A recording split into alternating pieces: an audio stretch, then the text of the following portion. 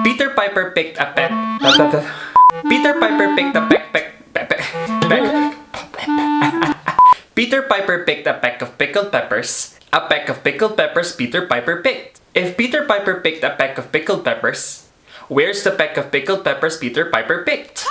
Wow!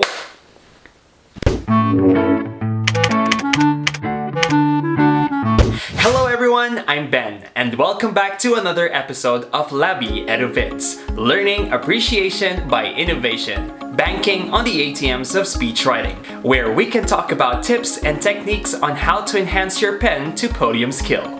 And today, we will be talking about alliteration and how you will use it to bank on when writing your speech. First, let's define alliteration. Alliteration is a figurative term used when a beginning consonant sound is repeated in a poem or text. It is often used to provide a certain rhythmic sound and a catchy phrase to a speech. It is a stylistic device in which a number of words having the same first consonant sound occur close together in a series. But when we're having the same first vowel sound, we call them assonants. Consonants, alliteration. Vowels, assonants. Know the difference. Did you know that we can also find alliterations in names of people, making such names prominent and easy to remember, whether fictional characters or real people? Examples are Ronald Reagan, William Wordsworth, Mickey Mouse, Porky Pig, Marilyn Monroe, Fred Flintstone, Donald Duck, and SpongeBob SquarePants. An example phrase for alliteration is the triad beauty, brain, and brawn. An instance where this phrase can be used is a beauty pageant, where wit becomes brain and form becomes brawn. Good evening, ladies and gentlemen. Tonight is the night we have all been waiting for. For tonight is the moment we shall all witness the glitz and glamour of our 80 candidates from all over the world, where they shall unleash their prowess and display through their beauty, brain, and brawn. Ladies and gentlemen, welcome to Miss Universe 2019. The next sample phrase that we have for alliteration is pride and passion personified. For this example, we can use this as a description to the person we are trying to introduce. Ladies and gentlemen, our speaker for today is a man highly respected. Not only because of his accomplishments in his profession, but also even in his family. He is a loving husband and a father of 2 amazing boys.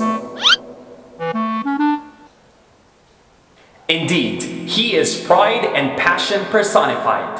Let us put our hands together to the man of the hour, Mr. Juan de la Cruz.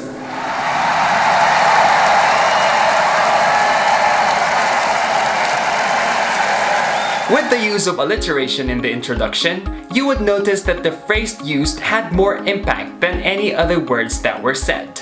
Arrest audience's attention. In composing your speech, it is imperative to adopt a means of leaving your audience with something remarkable about your speech, and to achieve this effortlessly. Without a doubt, alliteration is the avenue to arrest the audience's attention easily.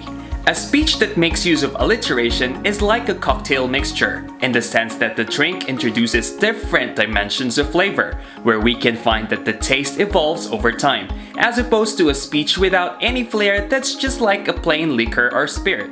Oh my god. Oh my god.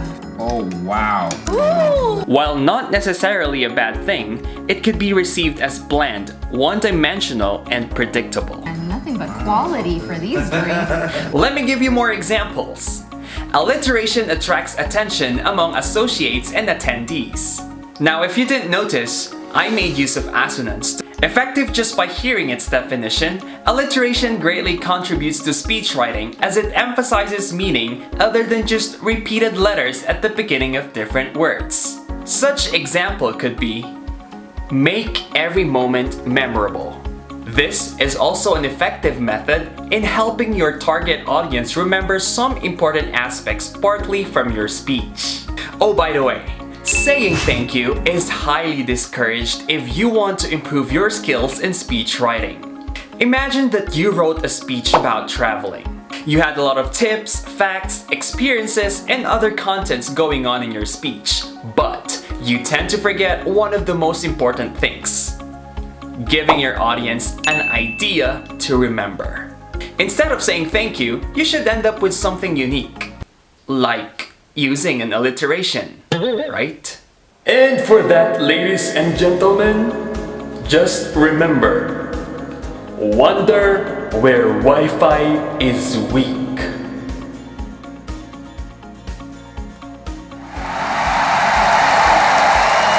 Alliteration basically leaves an impact to your audience as it empowers your speech writing techniques just for a brief statement. Applying this as to emceeing or hosting events is in no doubt an effective way of having your audience remember of not who you are, but remember you by your words of wisdom. Use alliteration. Be amazing and attractive. Once again, I'm Ben, and see you on our next episode.